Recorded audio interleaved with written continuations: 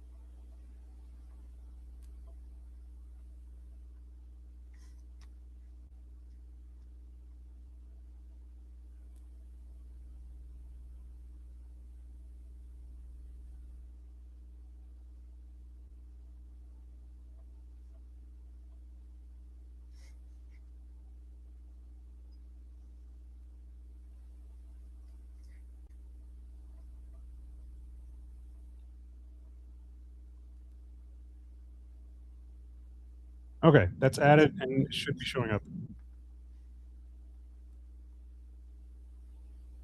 Here we go. It's working.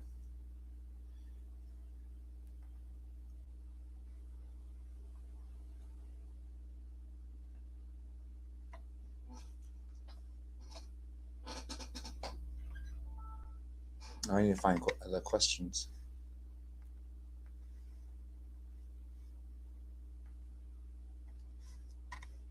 Okay. So on the Facebook Live, you're big and I'm little. Oh, nope, now I'm big.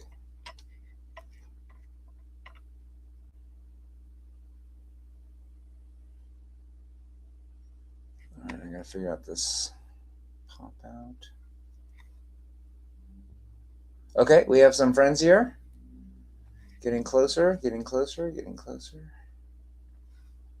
I need the comments. Oh, all right, Lee is here. Ms. Vera Lee Harnett, how are you, ma'am? Good to see you.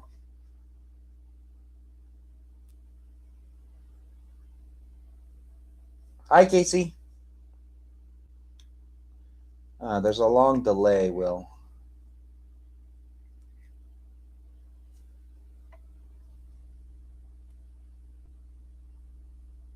That's part of the problem of having us at two different locations.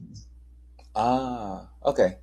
Not too bad. All right, so we're getting closer. Okay, hello, everyone. Hello, friends. Hello, hello, hello. Thanks for joining. Thanks for having us on a different day than usual. I was actually out of town yesterday, and there's just a few seconds of a delay, so I'm just trying to get everything all settled out here. Again, you all remember Will? So we are working a little remotely today, and we got the whole gang on. Good to see everybody. And let's see here. Okay, I think good. Everyone's logging in. We got 50 viewers. Good. It looks really great. Now my next job is to find the questions that Susan sent to us. Let's see here. Do you have a... Yeah, give me half a sec. I'll send them to you. All right, cool. Thanks, buddy.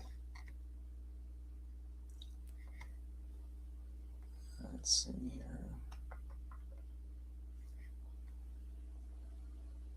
Alrighty.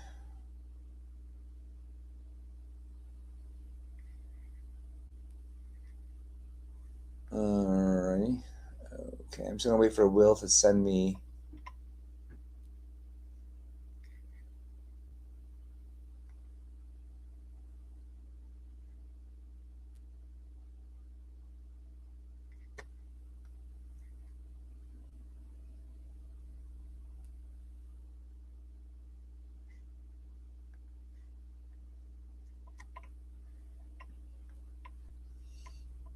Okay, got it. Okay, I got it. All right, Will, ready to do this?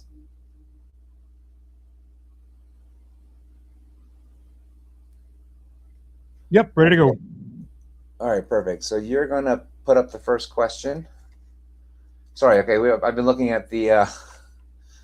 Welcome everyone, having to do this from our homes. I know, right? It's kind of cool. Nicola, if you can do me a favor, if you can just kind of hold on and save it for the very end, let me get through all the questions, and then you're more than welcome to ask. I just want to make sure I address all the ones here and not forget yours. Because what happens is sometimes as the comments scroll by so fast, I lose them. So at the very end, I promise you can definitely ask your question. No issue at all. No issue at all. So good to see everyone. Hope everyone's doing great. It's great to see you. Let's see. What can I update you on? Well, last weekend, or the weekend before, we had our wonderful, wonderful Healing Net Foundation Summit for 2026.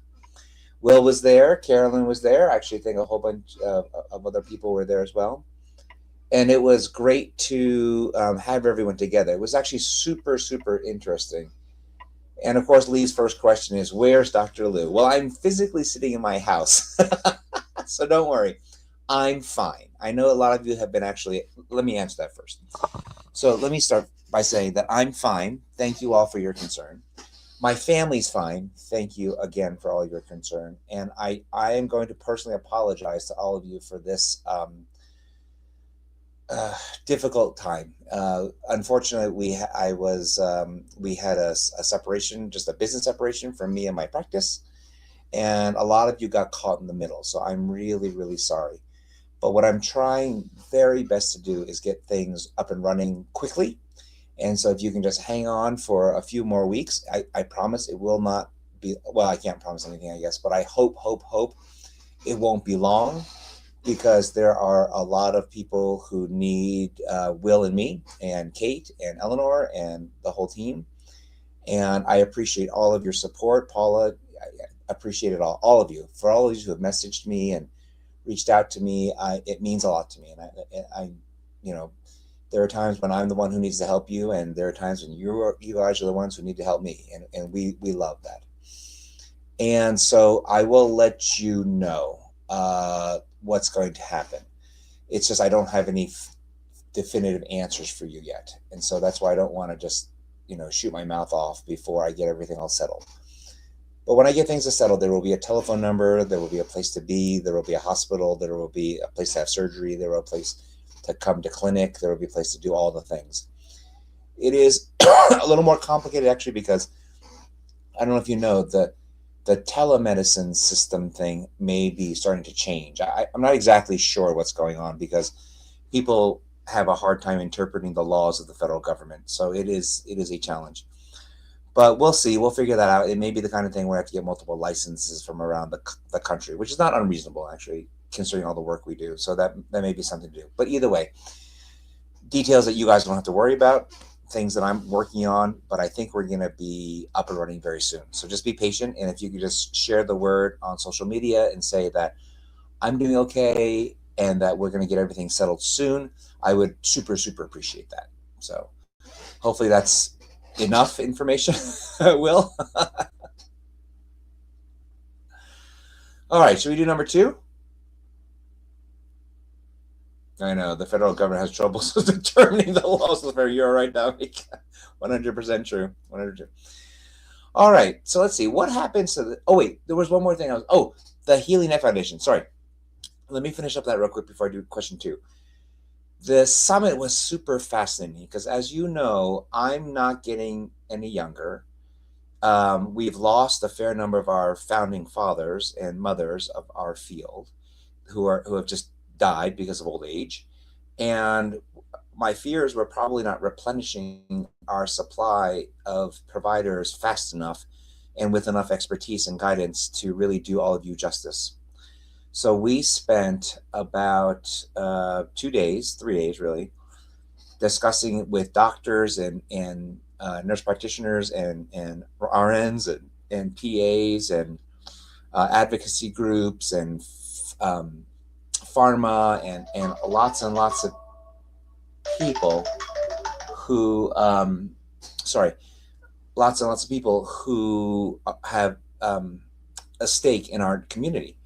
And every 100% of the group agreed that we needed to work on developing the next generation of the workforce. So we started to develop plans, and we started to work on curriculum for actually developing true neuroendocrine specialists. Because as you all know, you see me, I post all the time like a broken record. All I ever say is go see a net specialist, go see a net specialist. And then my problem is I don't even really know what a net specialist is. So we spent a long time discussing those things. And, I'm a net specialist, no question about that. But who that other net specialist is, I wasn't so sure about. But if we can train them together, then we can actually provide that advanced work group to take care of all of you in the future. And that may be nurse practitioners, it may be doctors, of course, and nurse practitioners, and possibly the physician's assistants, but even people like Will. Will is a very highly trained surgical assistant, so having more of him is very important as well. So there are a lot of opportunities to increase the ability to care for you. And as you all know, caring for you is a lot of work, not so easy, very complicated. But when it goes well and we do it correctly, you all live longer. Period. And you live better. So that's what we did. And Carolyn, please feel free to add anything else if you want to. But it was a great meeting, and it was such a delight to see all these people come together and work together. Okay, so what happens to the treatment area of the liver after microwave ablation? Does it just die? How does it impact pain after the procedure? So to remind everyone, microwave ablation is basically where you take a needle and stick it into the tumor and burn it. It is really not any more complicated than that. You're microwaving a hot dog from the inside out instead of the outside in. And so what happens is it burns. It burns, and it essentially kind of melts away and turns into liquid. So it chars. Then your liver absorbs all that stuff. It kind of eats it away with your immune system, and then it just slowly scars down.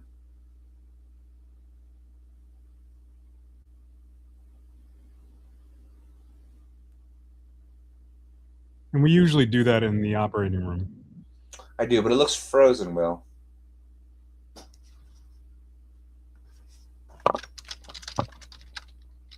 It looks frozen on Facebook.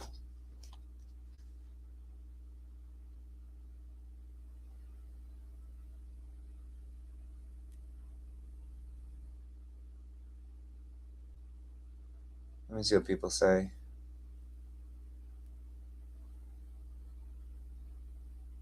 Oh, no, Paula says, oh, interesting. Yeah, it froze for a second. Not frozen, hear and see you. Okay, no, everyone says okay. All right, I'll just keep talking. My screen seems to be frozen. I don't know what the deal is. So, and if there is a technical glitch with any of this, all of this is being recorded locally. So I will have a copy of this that I can upload to YouTube at a later date. If there's any issues with either one of the two broadcasts, you'll get the full, edited for nothing but time. And if he says a swear word, and if there's any kind of freezing or glitching, okay? Okay, perfect. All right, so I apologize. So anyway, so what happens is it burns in the middle, and then it gets all eaten up, and it just starts to scar down, and it just dies. There's usually a dead zone. It's called a treatment zone, and you will see it. As far as impacting pain, it really depends on where it is. So is it deep in the liver? Is it up by the surface? Because most of the nerves and things hurt at the surface, and especially if it burns all the way through to your abdominal wall, your rib cage, it can hurt a lot.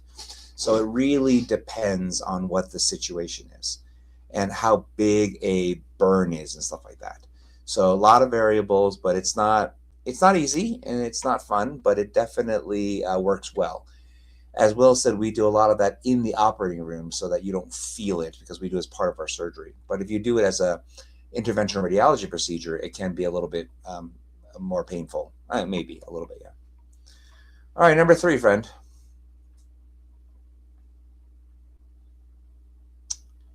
You got number 3 there, Will? Yeah, perfect. Can high-PET chemotherapy during surgery be beneficial for slowing the speed of NETs? Does it help when it has metastasized the abdominal mesentery from the small intestine? The answer is no. So let me back up and fill you in. So HIPEC is a procedure called hyperthermic intraperitoneal chemotherapy. And so what you do is you go into the belly, patient's asleep, you go into the belly and you dig out all that stuff and you cut out all the tumors, and then you soak it essentially with chemotherapy. And you also heat it up to 106 degrees in order to kind of get it nice and warm so it'll penetrate more into the tumors. I have never, ever seen it to work.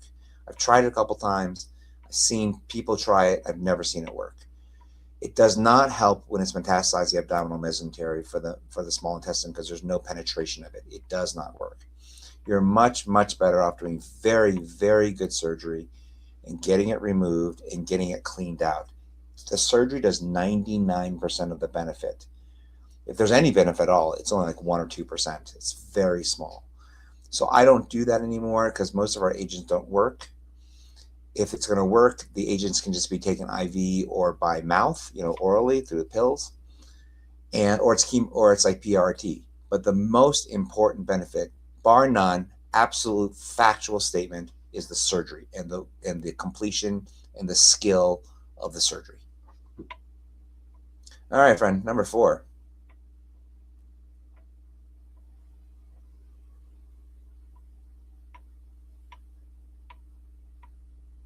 You got it, Will? You got number 4? There you go. How often does a well-differentiated neuroendocrine tumor grow so slow that it never ends up metastasizing, even without treatment?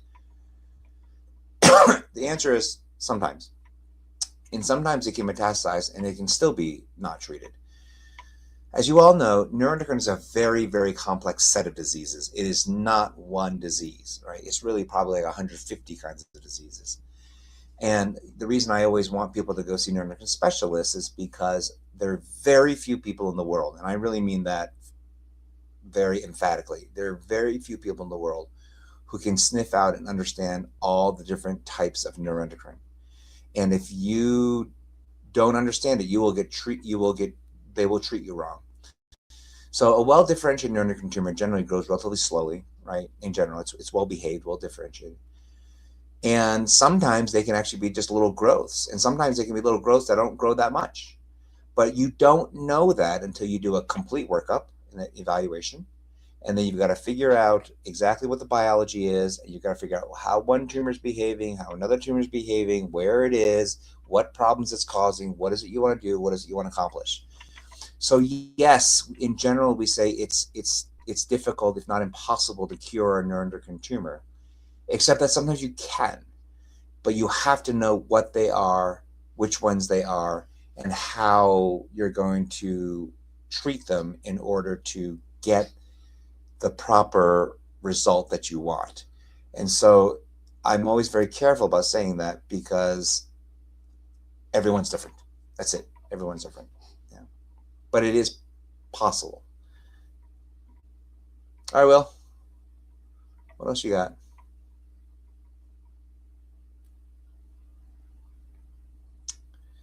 All right.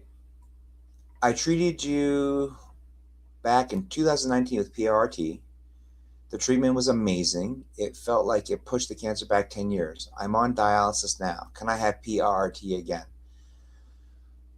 So that is a complicated situation, obviously. The answer is yes, maybe. The problem is that if you give PRT, now your blood in your body may be radioactive. And so you have to be very careful to think about whether you can have dialysis or not, because you don't want the machine to become radioactive. So I've actually never given the radiation again, for especially someone who's on dialysis. And we've had a couple, unfortunately, on dialysis. But it may be something that we talk about. And, obviously I know who you are. So message me, let us think about this, and let's see if we can figure something out. It's the machine that's the problem. It's the machine. All right, friend. What's number 5? Number 6. I'm sorry, number 6. I apologize. After 4 cycles of PRRT, in Lutathera, does a substantial decrease in the chromogranin A correspond to a decrease in tumor burden or the success of the treatment? So the answer is maybe. The answer is maybe. The first question is, was chromogranin actually a useful marker for you, and was it accurate? And so that is the question. Okay, yeah, Tina, of course, yeah. We'll talk, Tina. I got to figure you out, yeah. So the question is, was it a good marker to begin with? Because it can be thrown off.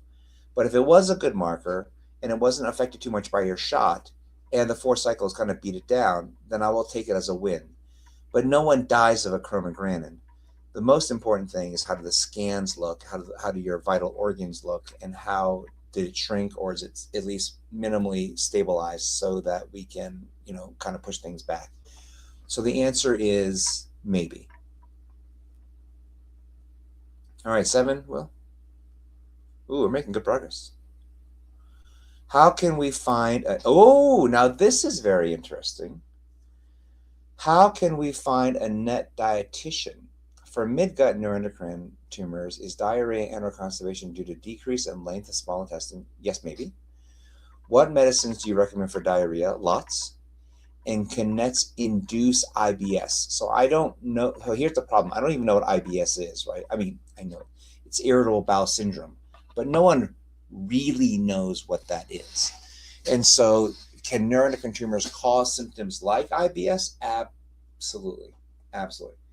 So if you want to find a net dietitian, what I will do is I will post the QR link for my friend Sarah Racky. She's a registered dietitian, and she will tell you her whole story, but she thinks very, very hard about it, and we will figure it out. So just so everyone knows, Eleanor's on. Eleanor is my nurse practitioner. She said, "Hi, Dr. Lou Star." It should be, "Eleanor, you are the star." I just can't figure out how to do that emoji. So we'll figure that out. But to answer your question, yes, let me go ahead and post that, and then we'll figure that out. What meds do you recommend for diarrhea? The most important thing we can do, oh yeah, do me a favor, everyone. Go to Eleanor's post and put a big fat heart next to it, or whatever emoji you can put on, and then teach me how to do emojis. Will, teach me how to do emojis, okay? And then there are lots of medicines you can take. First of all, you got to make sure there's no infection. Then you've got to do.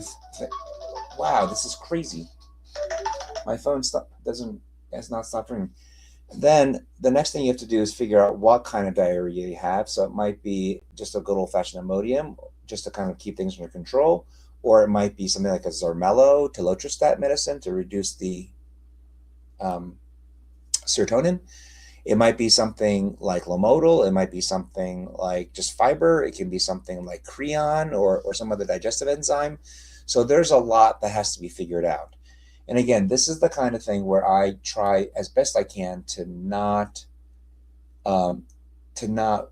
have the internet medicine, because I can't figure it out, because every person's so different. And you want to do it correctly, so you have to figure out what's going on with each person. So, but yes, the answer is yes. I can barely run this thing, and you want me to teach you about emojis? And I tried to get Eleanor on, but she was like, "I don't want to see these people." All right, how about this? Why don't you just start by teaching me the poop emoji? Let's just start with that. That's a go-to emoji. It feels like it's really on brand, too. I know, it's right on brand. All right, what's next, pal? Number 8. How do you decide whether to surgically remove a liver tumor or use an alternative treatment such as an ablation? That is very difficult for me to explain to you, because that is something. Thank you, Tina. She's already mastered the poop emoji. Creon is the bomb. And Sherry's got the bomb emoji already. It's fantastic. So the answer is, I cannot tell you. That I have to decide and judge. So it has to do with size, it has to do with shape, it has to do with how close is the surface, how close is to other structures. So you see, it becomes very complicated, the decision making. So I cannot answer that. In general, the closer to the surface it is, the easier technically it is for me to get to. And the deeper it is, it's easier to do an ablation. But if it's big and kind of deep, then it's actually not that hard, because it usually kind of stretches out to the outside, so you can kind of get your hands around it, or you can kind of cut it. the goal for me is always to preserve, obviously, is to preserve as much liver as you possibly can.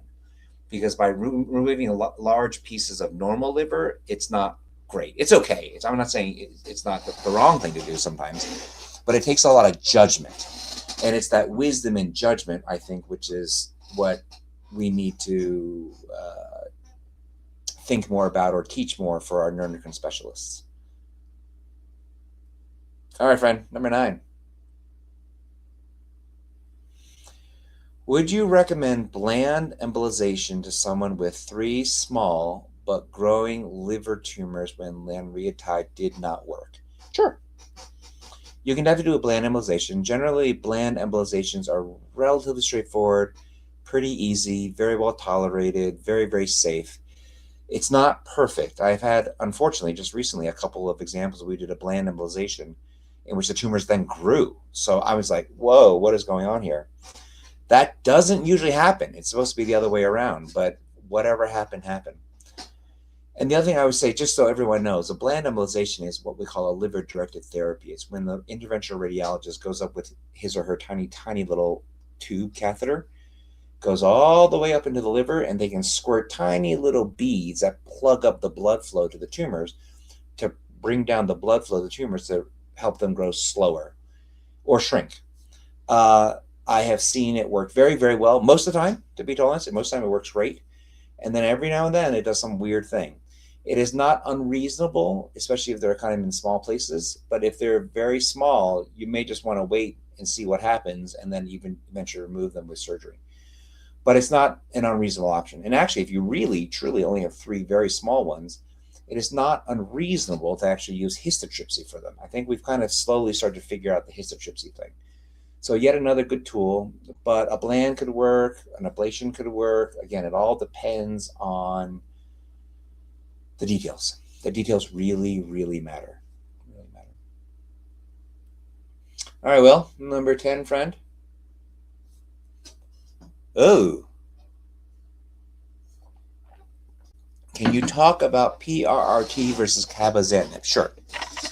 So as you all know, PRRT is the Lutathera. It's a peptide receptor radionuclide therapy, right? It's the injectable liquid radiation that we put into to treat neuroendocrine tumors. Very highly targeted therapy. You can generally only do it once, maybe twice, but it is not. It is a good therapy. It's not perfect. Cabozantinib is different. It's a medicine you take every single day. It's something we call the tyrosine kinase inhibitor. And it definitely can slow down the growth of the tumors, but it has more toxicity. And it also has a probably more limited effect. It doesn't last as long. So roughly, I say the medicines we take, you take by mouth, roughly, very roughly, last about a year, roughly. And you can have people who don't last a year, and you can have people who last beyond a year. So it's very much average, okay? The PRT, depending on the type of neuroendocrine tumor you have, can maybe last 1 to 5 years or even longer. So you may get a little more durability, but you only get one shot at it. So it's extremely, extremely important to think, again, this is where the wisdom and the judgment comes in. Wisdom and judgment. That should be, I should name my 2 children Wisdom and Judgment. Well, so I should about how you want to use those therapies, because you can only fire them a certain number of times and they may or may not work. And you may want to use it in combination with something else. So those things are really important. But generally, PRT you can fire once or maybe twice in the journey. Cabo you take every day with a medicine, but it only lasts for about a year. So you better figure out what it is you're trying to accomplish with it. Sometimes it's in combination with other things like embolization. And so then you can maybe get more bang for your buck. But those are the things that have to be thought of as a plan before you just like throw stuff at people. All right, 11. You have number 11 up there, Will? Okay. By the way, Will, nice job with all these questions. I hope everyone likes this. Will's spent a lot of time figuring this out. He's really, really become quite a master at this. So I've gotten it down to the place where even Dr. Lou's clinical nurse can type these up, which she did for me today, because the OR has been weird and wacky lately. The whole hospital's been weird. What do you know about the study of metformin and lanreotide? I hear it is showing positive results for stabilization of tumors, but unclear what dose is needed. I will have to apologize. I actually don't know anything about the study for metformin and lanreotide. If anyone who asked this question can just direct me to it on the comments, I will look it up and we'll get back to you next month once I learn more about it and figure out who's running it.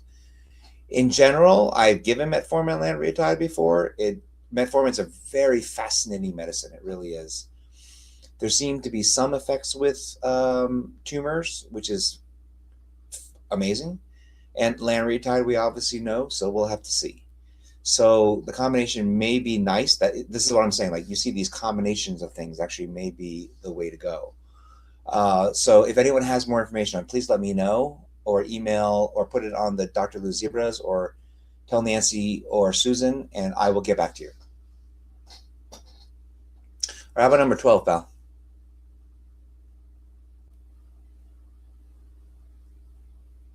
Oh, here, Marissa. Marissa, did you ask that question? So METNET2. All right, hold on. Let me just write that down so I don't forget it. Sorry. METNET2 trial. Marissa's actually a super, super great resource.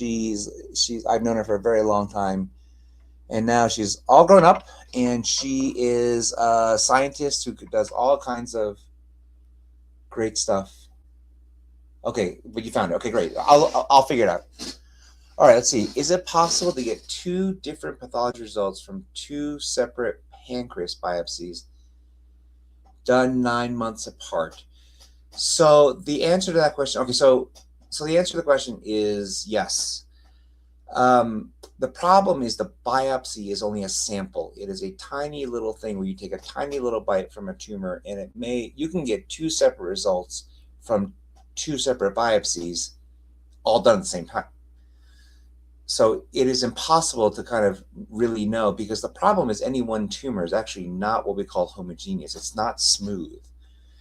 If you look at one of these tumors, and Will has seen this, they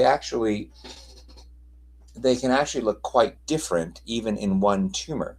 So like one area can be worse than another tumor, than another site, or one can be liquid and one can be solid. I mean, it's more confusing than people think. If we're lucky, then it is relatively consistent, but it generally is not. And one tumor can be different from another tumor. So the answer is yes. But if they're not that far apart, then they're probably reflective of something that's relatively close and relatively similar. So that requires a little bit of interpretation as well.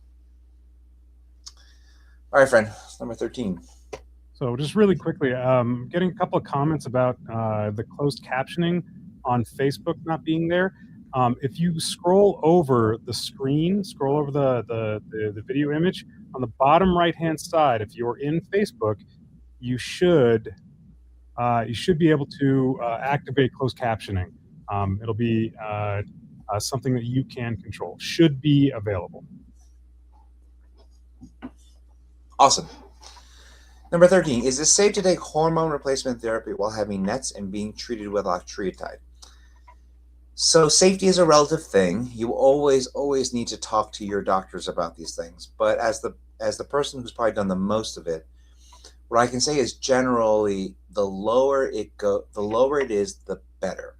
So what that means is if you're really, truly doing hormone replacement, then it should be as low a dose as possible just to replace the hormone you've lost. I have for sure seen people who take too much testosterone and it's made their tumors grow. So I don't love it when people want to take it for other reasons. But if you want to take it just to replace your hormone, I have seen that done safely. I've done it safely myself. And so but you have to be careful. And having octreotide doesn't really change anything. So that is okay. But please be thoughtful. Please talk to your doctor. And please make sure that you do it safely.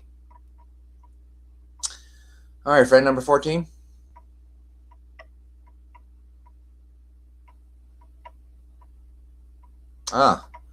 Please tell us about survival expectations with inoperable pancreatic neuroendocrine cancer with liver metastases. That is a very, very difficult question for me to answer because inoperable pancreatic neuroendocrine tumor with liver metastases still is a very broad spectrum of scenarios.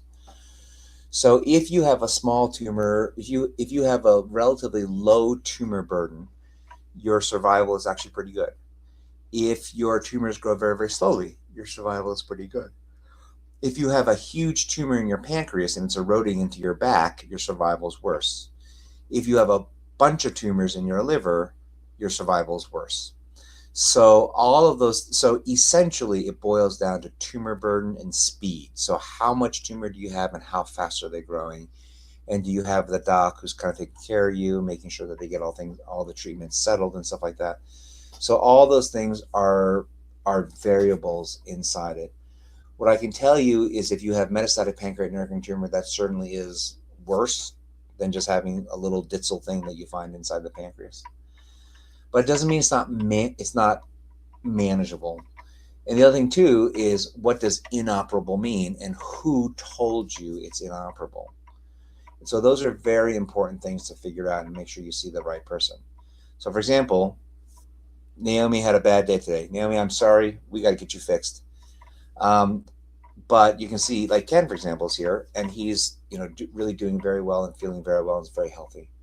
So all these like variables are important to figure out, and that's why seeing a good neuroendocrine surgeon, a good neuroendocrine oncologist, good neuroendocrine people is critical because I don't know what inoperable means, and I don't know how much disease you have. All right, 15, friend.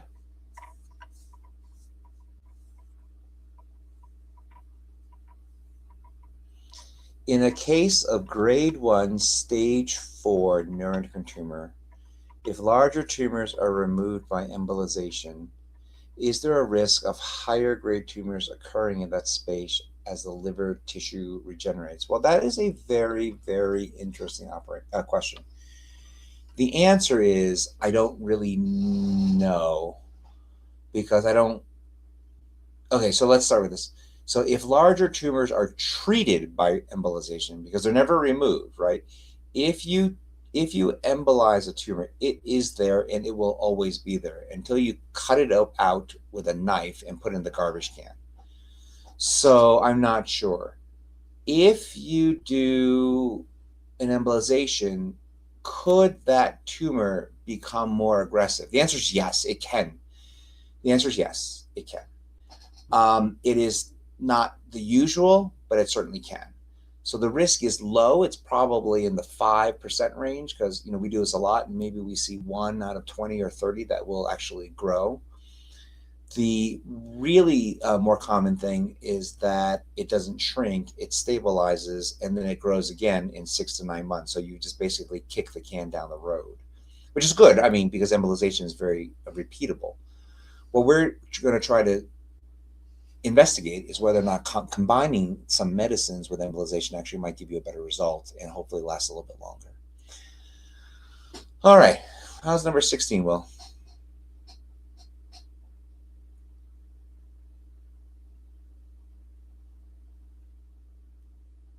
Our good friend ivermectin rears its head again. How about that, huh?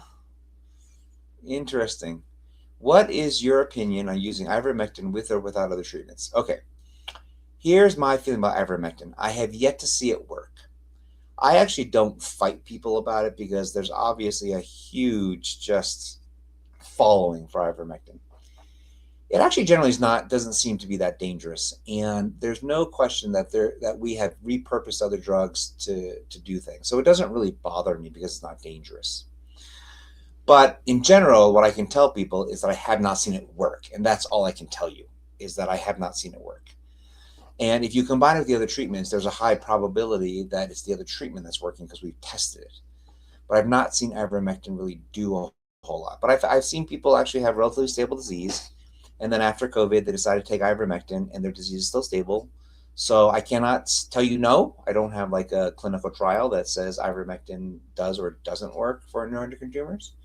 But what I can tell you is in my observation, I've not seen it to be super effective. And that's all I can tell you. Yeah. But if you want to try it, I'm not going to fight you because a lot of people feel strongly about it, so it's okay. That's right. And it doesn't seem to be dangerous. The side effects seem to be very mild. Yeah. All right, 17. Will. Hey, well, we're doing great. Look at this. 138 viewers, 151 comments, 43 thumbs ups, mostly Plus- for Eleanor, I hope, and a couple for like you. 7 over on YouTube. We're making headway, folks. We're gaining traction. I love it. Make sure you make a bunch of comments on YouTube too. I think that's the way that people start following or something, right? So it's a combination of a bunch of things: followers, watchers, and then people engaging with not only the live chats but also with the recorded and archived stuff. Oh, that's right. Kate, you need to have the thumbs up, like floating up in the air, like when they do it, you know, the thumbs floating up in the air. You're not allowed to move her arms that much right now. Oh, right. You're so funny. What are treatment? So sorry. I just took my water. I saw a treat with my water. What are the treatment options for bone metastases? So when it spreads to the bone, it depends on what you're trying to accomplish. So the problem is if it's like a onesie, twosie kind of thing and you want to get rid of it, you certainly can. But my question is always, once it's there, you're probably not going to be able to cure it, right? And so that's what you have to kind of consider. So you have to figure out how much there is, what it's doing, how it could potentially hurt you, and all those kinds of things. So in general, the options for treating bone metastases are treating the whole disease, so with PRRT, generally, or some medicine or something. Then if it's really terrible, and we've had to do this before, you can do surgery and remove the bone and fix up the bone. You can also shine some radiation at it. It doesn't work great because it tends to grow back relatively quickly. My preferred therapy is a treatment called for kyphoplasty. And basically what you do is it's like the ablation for the liver. You drill a tiny little hole into the bone, and then you put a needle into it, and then you just burn the whole thing. It lives in the marrow. So you burn all the marrow, and you fill that new empty space with cement so it's nice and hard. Generally, it's much, much more effective for pain control and essentially killing all the tumor. It's not perfect because you got to kill the whole thing, and the doc may miss it. So that's really the problem. But in general, it actually works much better, especially in the spine. But those are my general preferred therapies. And we have a great group of ortho-oncologists that we've worked with in the past. And spine docs, too. And spine docs. All right, how about number 18, Will? In regards to neuroendocrine cancer, when would you consider advising genetic testing be done? Is Lynch syndrome something that is at all related to this type of cancer? So the answer is yes, maybe. The problem is we actually don't have any great... Sorry, I was looking at Chris's response. All right, Chris, why don't you give me a call? Maybe we should talk and kind of figure out what the deal is. 4 popped up over 3 months. That's strange. That is very, very, very odd. Okay, well, yeah, get it zapped and give me a call. We'll work on it. Is Lynch... Okay, so anyway, the genetics of neuroendocrine tumors. So in general, the genes don't work that great, and the problem is our testing is not perfect. So if it really runs in the family, generally it really does run in the family, and you have to go hunting after it, and the tests aren't so great. So we don't do a lot. Lynch syndrome is generally actually related, popularly with colon cancer. So that's kind of the thing that we look for. Let me see here. I gotta remember all of the things. Lynch is associated with a bunch of stuff. Let's see here. I gotta remember. So classically, it's colorectal, endometrial, uterine cancer, and other things. So I don't remember if neuroendocrine is part of it.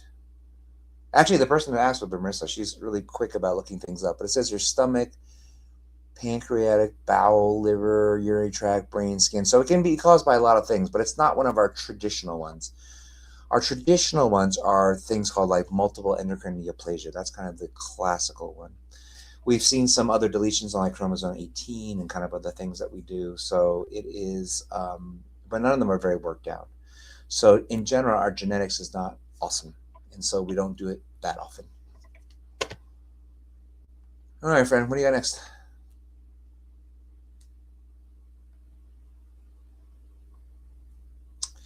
'19. Is it possible to have a partial liver removal? Is cryotherapy effective for the liver? Okay, the answer is yes and yes. So partial removal of your liver is definitely possible. The way I describe the liver, it's like a bowl of jello, right? So it kind of doesn't matter what the shape or the appearance or what the liver looks like or what the jello looks like, as long as you have enough jello to serve for dinner, right? And that is kind of how the liver is. You have to have enough liver to treat and take care of your body's needs. So you can definitely remove healthy liver. I'm not saying you can't. It's just that the chances of tumors growing back in the liver you left over is still pretty high. So I generally try not to remove as much liver as possible, just because it's not worth it. Now, if you have to remove it because it's going to die from the surgery you did, then of course you should remove it, right? But those are the kinds of things you have to figure out.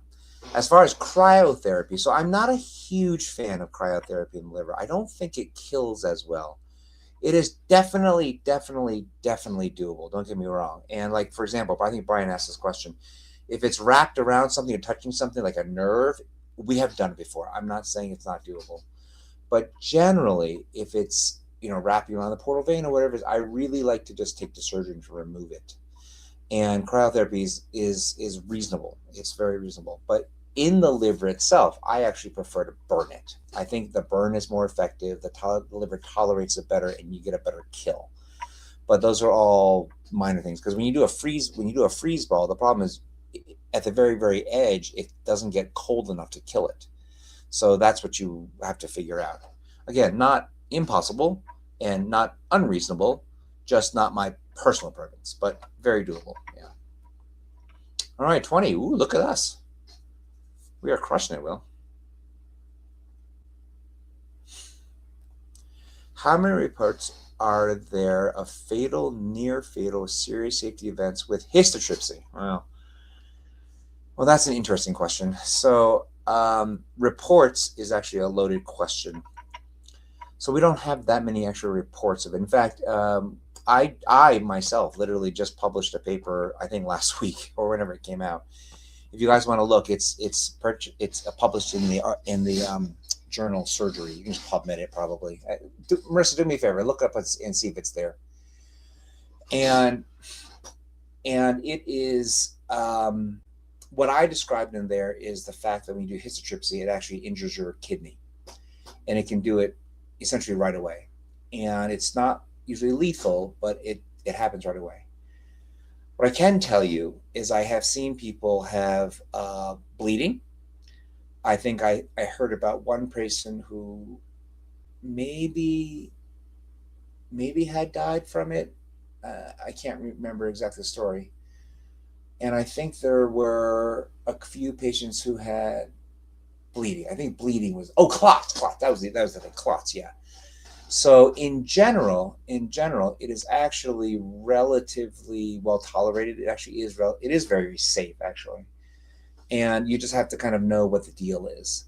So you have to be careful. So I cannot say that there are any too many reports on it, but what I can say is there are essentially no fatal ones. We've had a couple of instances. I had a patient, unfortunately, who died 2 weeks after her histotripsy. We think it was from a blood clot. I don't think it was from her liver. I think it was actually from someplace else.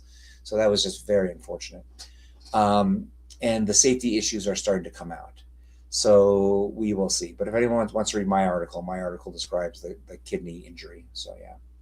And so Sierra, yes. So I'm working on it. We'll figure out what it is. If anything, if any of you can just all stay tuned on social media, we'll hopefully be able to answer everyone's questions when everything gets settled. But I just want to get settled before I start, sending anything out. All right, friends, that's it. We did our job. So we did our 20. So why don't we go ahead and open up the comments to questions? And Will, if any of them come up on YouTube, will you just let me know so I can answer them as well? Yeah. I've got one quick one that is primarily concerning how do people get in contact with you if they have a desire to get a second opinion or to schedule with you right now. Well, you can do this. This is not perfect, but you could certainly Facebook private message me, direct message me. I can't do anything for you right now, but I can certainly, it'll obviously be in my DMs and I'll keep it. And then once we get it, we can call you and figure things out. But the best way, to be totally honest, is if you guys can just wait a few weeks and just keep an eye out for it. I suspect once I announce it, everyone will be good enough and kind of to spread the word. And then hopefully you'll find out, and then we'll know for sure exactly what telephone number to call, where to get your records from, blah, blah, blah, get all your insurance stuff, the usual kinds of things. So that certainly is an option. If you really have to talk to me now, you can certainly message me. I just can't do anything. That's the whole thing until the hospital situation gets settled. Yeah. If you need immediate care or immediate physician interaction, and you have a physician that you're working with currently, that's going to be your best bet for now. But keep an eye out on Facebook, on social media, and as soon as Dr. Lou is up and running, we'll make sure that everybody knows.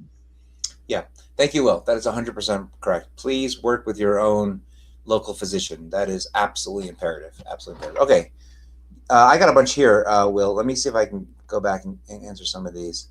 So Holly is never a stupid question. Let's see. But I always thought that once you have neuroendocrine tumors, you always have NETs. So NED, Noven's disease, does that mean that it is gone? So the answer is yes and no. So sometimes there are little neuroendocrine tumors that you can just remove because they were never really cancerous. They were just little growths and you can remove them. And then if there's no evidence of disease, all that means that your scans don't show anything. But that doesn't mean that there isn't like microscopic stuff that might show up. That's why it's so complicated, is because you have to know like when maybe you really did cure it or maybe you really didn't and you just can't find it. And the reason I know that is because when I started doing the dotatate PET CTs, when I started to develop it, I saw things that no one else saw. So it didn't mean that they sprouted new disease the moment I scanned them. It just meant that we didn't see it. So those are things that are very important to kind of separate out. So Jody says, how many cycles of CAPTEM can one safely do, and after how many cycles can one feel symptom relief? I had liver metastases and I had a hard time taking a deep breath and I get full super fast. The oncologist and I feel these symptoms are from the liver mets. Yeah, that's actually very reasonable, Jody. So you can take generally CAPTEM for a year or two. I've had some on 5. It's not usual, but you have to really be careful and be thoughtful. If you're having a hard time breathing, it is not, and you're filling up super fast, there's a high probability it is from your liver metastases. But then that's the question, is what therapies or techniques can we do to kind of get that stuff better under control? CAPTEM is reasonable because usually after a few rounds of CAPTEM, you can actually get some shrinkage, but only about a third to a half of the people get that. So you don't ever know, and you may have to use some other kind of therapy. Kelly, does having endometriosis and a parent with neuroendocrine cancer make it more likely for you to have neuroendocrine cancer? Probably not. So the problem is that endo is extremely, extremely common. That is the problem. And then to have a parent with neuroendocrine, like you do, Kel, is common too, but it doesn't necessarily travel in the genes. All right, let's see. Jill, can you tell us more about the use of Signifor instead of lanreotide for stabilization of tumors? Yeah, sure. So generally what we found, not we, but in the clinical trial, they found that Signifor wasn't really that much better. So just to back up a little bit, Signifor is a different medicine that Jill is talking about. It is the next generation of somatostatin analog that binds differently to the receptors. It doesn't seem to work that much better for tumor control. I think it has different behaviors in symptom control. But for tumor control, it's relatively the same, and it was more expensive, and so that's why they didn't really pursue it. So they were hoping, but it didn't seem to work that well, or any better. It doesn't say it doesn't work well; it just doesn't work any better. Brian says, so Brian had TACE, so a chemoembolization was and got about 90%. Would decreasing the dosage of sandostatin be reasonable now? Do not like having a 2 injection to make 40 grand. Well. So, Brian, I cannot answer that for you, but what I will say is that it's not unreasonable. I'm not sure 40 is much better than 30 of sandostatin. The another option is possibly to consider doing lanreotide, which is 120 milligrams. So that might be an option. I agree. 2 injections at one time is much worse because it takes up twice as much real estate, and it burns through your kind of shot injection geography much faster. So Lee says, will you stay in Denver? The answer is yes for now. Julie says, hi, I'm interested in any information on the NET test. Okay, well, this is what I can tell you about NET test. So just so you know, NET test is actually a very, very interesting blood test. It looks at RNA, it's like floating RNA inside your blood. And it's been geared to kind of look at certain patterns for neuroendocrine. I personally struggled with it. Personally, I know the developers, they're really wonderful and smart people, but I couldn't get it to work in a practical way in neuroendocrine patients because the information I got was too limited. So it's not been super helpful to me. That's all I can tell you. Paul says, have you had any patients experience bilateral constant leg cramping pain post-octreotide and lanreotide? Bilateral, so maybe, because what it can do, the answer is no, it's not that common, Paul. But what it can be is, one, is a shot given correctly, but that's usually one side. And two, if it's affecting the way you eat and the vitamins and your fluids and stuff like that. So that can be. Frequently, people who get the shot can actually have some diarrhea for some period of time. And that can make you pretty dehydrated. So you may have to figure that out. So I'm not sure exactly, Paul. You have to tell me more about that. So Kelly wants to know, how intense is kyphoplasty in the spine surgery-wise? What is the recovery like? So kyphoplasty actually almost requires no recovery. Essentially, people feel much, much better the moment they walk out the door. Some of them can actually just get up and walk out. So actually, there's much benefit. There's a huge benefit. You might be a little bit sore because you have an injection site and a drill site, but most people really tolerate it very, very well. Deborah says, please explain how gallium-68 lights up for trauma, inflammation, broken bones, etc., and not be for tumor. Sure. So, what gallium dotatate does, it's not specific for neuroendocrine tumors. Gallium dotatate or copper dotatate is very specific for somatostatin receptors. So it's a lock and key system, right? So you have to have the key, the target, and the lock, and you've got to take the key so they can bind together. Now, that doesn't necessarily mean it's a neuroendocrine tumor. It just happens to be that neuroendocrine tumors express a lot of somatostatin receptors, so it works pretty well. But so does the spleen, so does the pituitary, and they express a lot. And other cells that express it are immune cells. So anytime there's inflammation, anytime there's trauma, anytime there's immune cells that are at that site, the gallium or copper dotatate will light up. Now, it lights up in a different pattern. It looks different. So if you don't know what you're looking at, or if the doctors know what they're looking at, they may misinterpret it. So that's the one thing. All right, Christine says, can you explain what is meant by a tumor fever? Should naproxen completely take away a fever if a naproxen test is effective or just lower fever? Well, that's really interesting, Christine. In general, tumor fevers do not occur with neuroendocrine tumors. They generally occur much more with blood cancers. So I don't know the answer. Naproxen should help, that's for sure.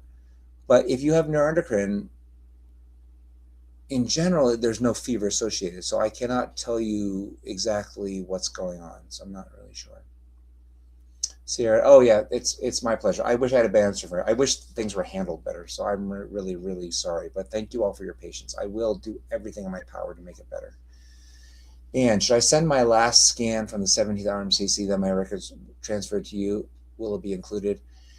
Dan, I would just hold off. If you don't mind just hanging on, once I have an address and an office address and a telephone number, I think it'll just be much easier. Just hang tight if you want to do that. Nicola says, in a metastatic neuroendocrine G2 with a primary tumor in the colon, sigmoid colon, causing significant luminal narrowing and already on lanreotide, would you still recommend early surgical resection of the primary tumor, or can you stem theory first?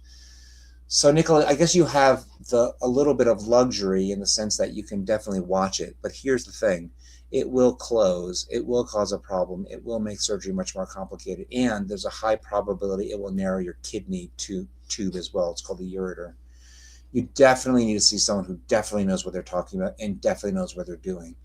Because Will and I have had this scenario when we had a patient who didn't saw a doc who wasn't comfortable doing it, and ended up opening and then closing, and then he and I had to go after it. It made it a little bit more difficult. So I would definitely, I've seen it before, I've done it before. If you don't do it in a timely fashion, people die. But if you can do it in a timely fashion, people will survive. Annette says, and seeing you, yay, Annette, we'll see you 10-year follow. That'll be exciting. Linda, so glad. Well, thank you, Linda. Yes, we are safe and we are together. In fact, this kind of difficult time has actually, I would argue, I mean, Will, Kate is there too, brought us maybe even closer together. Let's see, Marissa, I posted links about. We're not going anywhere. Yeah, I appreciate that. That took over a week on my last couple of papers, so it may be coming. Yeah, it is not open access because it's very expensive to make open access. Marissa, I don't know if you knew that. Yes, you're welcome. All right, Chris, yeah, let's stay in touch. Let me know what the deal is. Good to see you, Lori.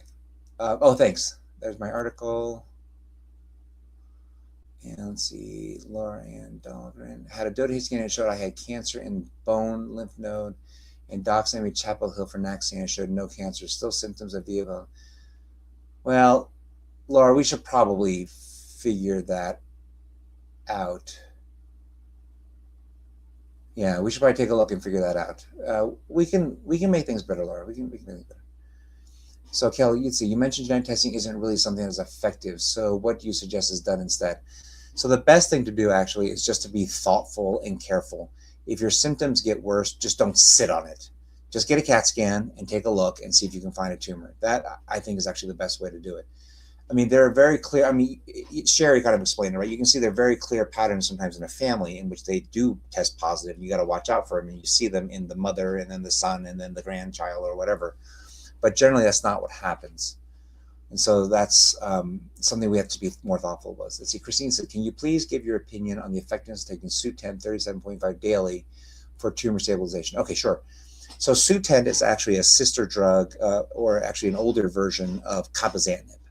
And it is also what we call a tyrosine kinase inhibitor. The standard dose is 37.5 milligrams daily. It is okay. It has a lot of side effects. It causes a lot of fatigue and cause hypertension. It can cause kidney problems and stuff like that. And it generally works for roughly about a year. And that's kind of what I tell people. But I usually like to think, how can you use it in combination? What is your plan? What are you bridging to? What are you trying to get to? Those are important things. So Julie, what testing is used for tumor that didn't have any specific hormones specified? Chromogranin and serotonin normal at all times, even when the tumor was present. It's still scan. The scan is still the best for you. So it may be a DOTA scan, it may be an MR, maybe CT. So all those are possible. That's what I would do. The blood tests just don't work great. I'd much rather hear how you're feeling. All right, let's see what Nancy says. Nancy says, my Y90 in December has caused some dissipation of the larger tumors, but now 2 small tumors have showed up. Yep, but they probably would have showed up anyway, Nancy, so I wouldn't feel bad. As long as the other one was well treated, that's actually really great news. Good to see you, Ken. Always glad to have you here, friend. I do what I can for everyone. I think everyone knows that. There's no question. I'm devoted to all of you. Maria says, I had a stage 1 low-grade neuroendocrine tumor in my lungs 2 years ago. I had a lobectomy at the time. There was something on my liver. No one seemed concerned. Carcinoma started in earnest a little more than a year ago. Intense flushing, shortness, blah, blah, blah, blah. It was only slight elevated. DOTA showed a problem in a disease. Biopsy was negative. So they started me on everything. It has drastically reduced. Good. So how do I definitely find out if actually disease? Well, either you biopsy it again, Maria, or you wait until it gets bigger to biopsy. So it's not impossible that they missed it. I hate to say that, but it's possible. So you might have to just follow it and see what happens. Remember, tumors grow, and they can grow fast or they can grow slow. So you have to kind of just figure out. Lori, are diptych nodules precancerous? What are the odds? So generally, Lori, diptych nodules are not precancerous, but some of them can grow, right? I mean, it's no different than the birthmarks on my arm. For whatever reason, one of them can grow a little bit bigger and faster than the other ones. So yes, sometimes you may have to go chip it out or chop it out. Yeah. Tim, it is my privilege to help all of you if I can. Maria, I didn't even see that. Yeah, if you had a lobotomy, then we're actually having a totally different discussion. Rebecca, should we be taking vitamin D3, calcium, and vitamin K? Well, I don't know the answer to that question. I think you should take things that make you healthy. The most important thing that you should be taking is good, strong, healthy foods. The other thing you should be doing, you should be sleeping well. The other thing you should be doing, you should be exercising. And the other thing you should be doing, as I know you are, Rebecca, is doing the things you love and spending time with your loved ones. Those are the four most absolutely important things you must absolutely do. Beyond that, if you want to take a little vitamin D, I'm totally happy with that. If you want to take a little calcium, okay, a little iron, a little multivitamin, a little B complex, a little bit of vitamin K, those are all very reasonable. The good thing is your body will process it pretty well and just get rid of what you don't need. Karen, sending you and the whole team lots of love as you go through the transition. Birthing a new baby is never easy. That is true. Remember to breathe, sweat a few times, and push all you want. Oh, I appreciate that. You know what, Will? I think I've just experienced childbirth. So I guess I'm like every other woman that's ever lived on this earth before. No. Oh, hell no. You can, like everybody, if you want to bring Rotten Tomatoes to the next time that you see him, you go right ahead. You go right ahead. You can make him clean them up too. No, I will. Will and I will never have the gift or the privilege of creating new life. Never. When do you typically introduce PRT in metastatic NET patients? G2 primary signal. Oh yeah, sorry, Nicole. Yeah, you mentioned that. Mess the liver and bones immediately after nurse would be after surgery for me, or only after progression on somatostatin analogs. I usually do it after progression on somatostatin analogs because, Nicola, you want to milk the shot for as long as possible. You can only fire those bullets off so many times. Forget, I'm not even bullets, but basically you can only reach for those tools in the toolbox so many times. So you have to be extremely thoughtful. You want to use it as long as possible. One of the major mistakes I've seen people do is they do everything at one time and they have nothing left. And then you just die. Yeah, it's not awesome.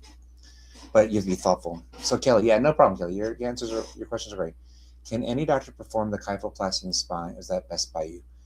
I don't know the answer. So I actually don't do that. My interventional radiology friends do it, and they're very, very good at it. So in general, it's a very standard procedure. So in general, I would like to think that any good interventional radiologist could do that for you, but I cannot tell you for sure. Thank you all. I really appreciate it. I'm just looking for questions. That's what I'm doing. I'm not missing any of these beautiful statements you've made. Thank you. It means a lot to me. All right, Mary, can pancreatic enzymes cause stomach discomfort? Yes. The answer is yes, Mary. They recommend so I'm taking them more often, but my stomach feels worse and my appetite isn't great. The answer is yes, absolutely.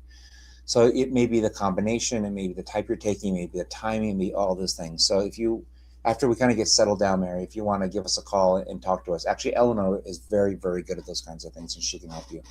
What is the nope, Eleanor? I don't even know what you're saying. I like that, Eleanor. Yep, we love that, Eleanor. Love and appreciate it. Thank you, thank you, thank you, thank you. C's, yes. Okay, Paul. Did make my liver tumor shrink a bit and get necrotic. Yes, okay, but did not have any real effect on the serotonin they were producing. Any thoughts on this? Yeah, it's not good enough. That's the problem. It's good, but not good enough. Thank you. Can I tell you need a piano in your office for the next Facebook Live meeting? Well, I have a piano literally right there. So if those of you didn't see, actually at the summit, I had the opportunity. So there was a piano in the lobby, and they actually tuned it for me. So I was arriving. So I was able to play for Ken and some of our gang for what, half an hour or so, something like that. It was actually really super fun. A lot of great songs, and I realized that most people actually don't know the words to songs, so I had to do most of the singing. All right, let's see here. Tammy, how common is a net on your ovary? It's very common, actually. I understand they found a cyst on my ovary. I'm 66 and 25 years post-menopause. Yeah, Tammy, that's not impossible. We should probably figure that out. Oh, to experience me birthing, yeah. Yeah, absolutely. Nope. Okay, friends, that's it. That's it. Okay, everyone be well and safe. Know that you have a community here and we have an opportunity to take care of you, and there's a lot of support. So rely on us, rely on these people you've met, rely on your loved ones, and do everything you can to be strong and healthy. We rely on you very heavily, and if you can just spread the word for Neuroendocrine. If you can make a donation to Healing That Foundation, we're working so hard to try to help you. If you can, share ideas or share your time, that would be so appreciated.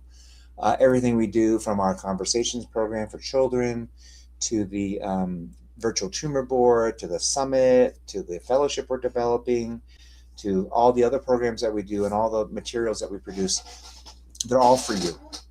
And so that is so very important. Kira, is blood serotonin test a good marker accurate for blood testing? So yeah, Kira, that's not unreasonable. But that's not everything. The most important thing is that you probably give me a call and we talk, right? Because your mom would just wants to make sure that I talk to you. So feel it, yeah. So do me a favor, if you can do those birthday things for Healing Net or whatever it is, whatever you can do to help us, we would appreciate it. All right, everyone, be well, be safe. I hope to have more information for you as the weeks go by, and hopefully by the end of the month. Well, not this month, obviously. April is tomorrow, but we're very, very close. I promise you. It's not me or even the system. We just have to go through all the process. But if anyone is very sick, just as Will said, please talk to your local doctor. But as soon as I have any more information, I promise you I will be there to help you every way I can. All right. Everyone be safe and well. And we'll see you next month. Bye. And if you didn't get a question answered tonight and you would like it, please remember it, write it down, submit it for next month, okay? Yes, indeed. And don't forget, this will also be on YouTube too, so we'll have it forever. All right, Will, is that it? Anything else I'm forgetting? Nope, I think that's it for tonight, man. All right, everyone. See you later. Bye. Kate says goodbye too. All righty, buddy. Bye, pal. Later.